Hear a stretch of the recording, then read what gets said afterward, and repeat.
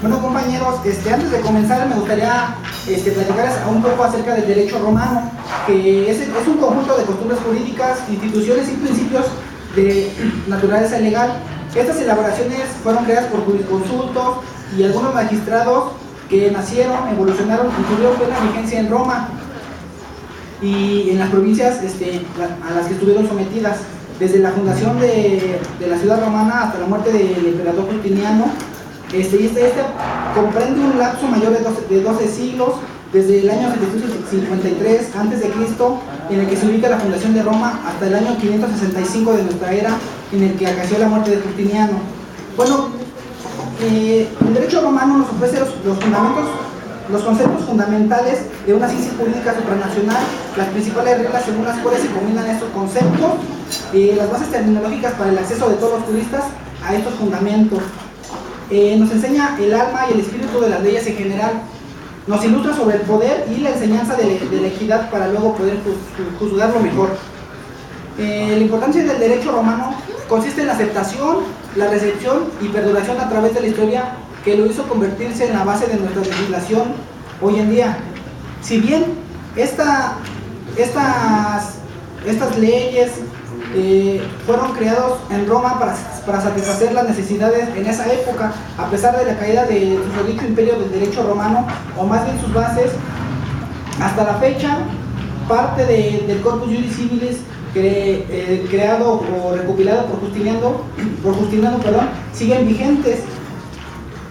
Bueno, la enseñanza del derecho romano es importantísimo hasta nuestras fechas, ya que hoy en día, por ejemplo, en México cuenta con obras significativas que han puesto en relieve las relaciones estrechas entre nuestra cultura jurídica moderna y las fuentes históricas de Occidente.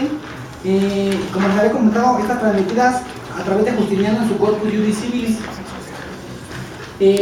Sabemos que el derecho es un producto histórico importantísimo, factor de la unificación. Por eso es que el derecho romano es importante hasta nuestros días. La historia del derecho romano toma una dimensión fisiónoma y distinta y ricamente contrastada, no solo para sumarnos en la dogmática jurídica, sino para aplicar la técnica del derecho en Roma como instrumento útil en el conocimiento e interpretación tanto del derecho privado, el público, y el derecho actualmente que conocemos como social. Bueno, compañeros, le dejo el micrófono a Gabina y Valeria. Buenas tardes, primero que nada, muchas gracias por invitarnos.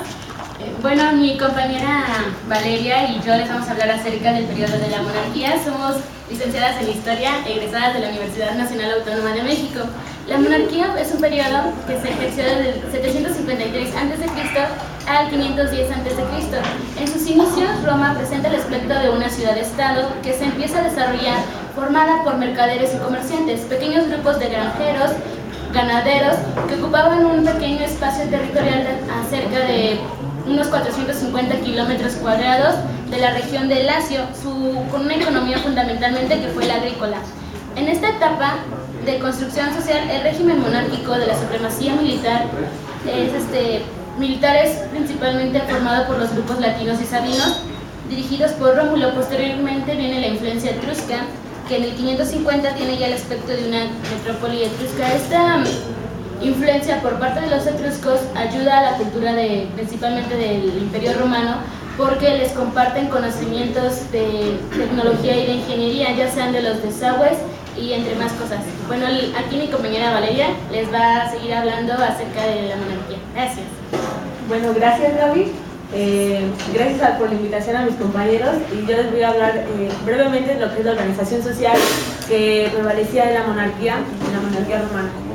Principalmente se encuentran los patricios, que era la clase alta, por así decirlo.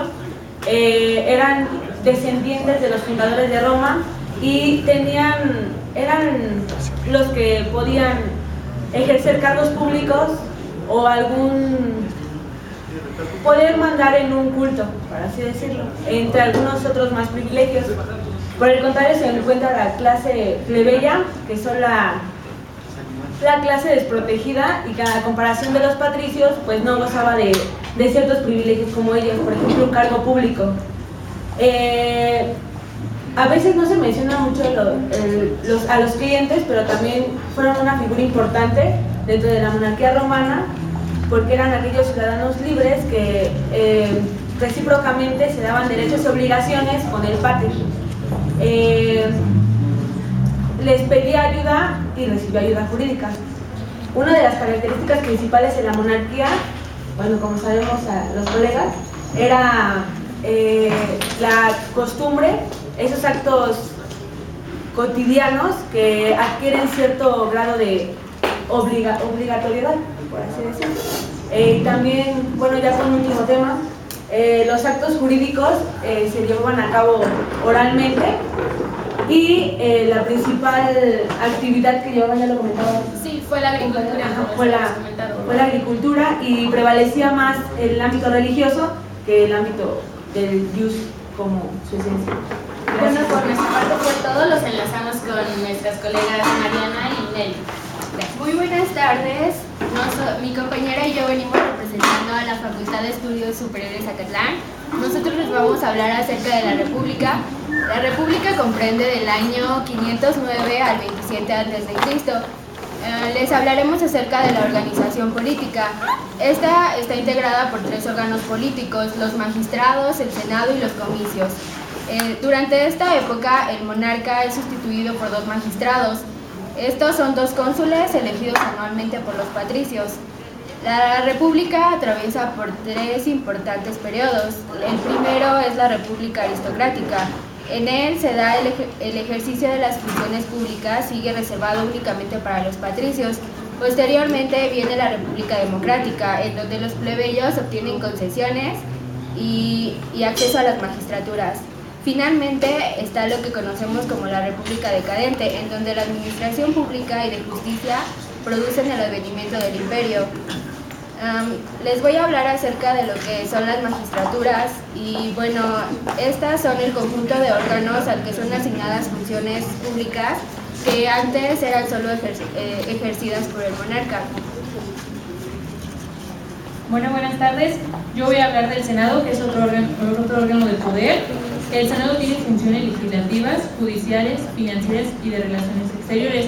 En sus inicios empezó con 100 miembros. Llegó hasta tener hasta 1000 miembros aproximadamente.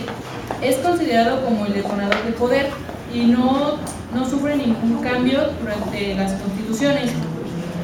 También está el órgano del poder, que son los comicios. Los comicios tienen la función de designar a los magistrados, ya sea de rango superior o de rango inferior.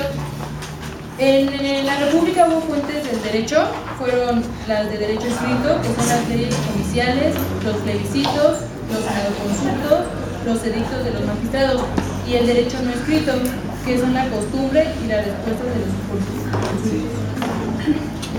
Bueno, regresamos con mi compañero Ricardo.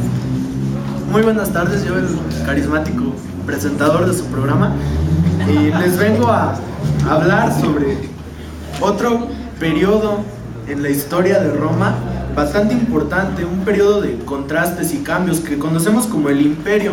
Entonces, para empezar, tenemos que saber que el Imperio se divide en dos etapas, la primera tiene por nombre diarquía, que es que el poder recaía en 2 personas, en la figura del príncipe y del senado.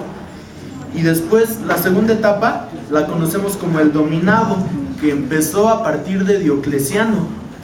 Entonces, en esta etapa fueron muchos los cambios que hubo, pero en materia jurídica lo importante viene por la importancia que llegó a tener el derecho en esta época, ya que el derecho aquí se empieza a considerar como parte de la cultura. Entonces todas las familias con dinero, las domus, que tenían cierto estatus social, debían tener conocimientos jurídicos. Entonces los casos importantes para el derecho se discutían en las plazas y así, fomentando pues la importancia en la discusión en materia legal. Tenemos la principal fuente del derecho, sigue siendo la costumbre. ¿Qué es la costumbre? La costumbre es una acción reiterada. Después, esta misma acción reiterada llega a tener obligatoriedad, que es un principio del derecho romano, et opinio iuris deo necessitatis, que es la creencia de que esta conducta es obligatoria, y de aquí emanan las principales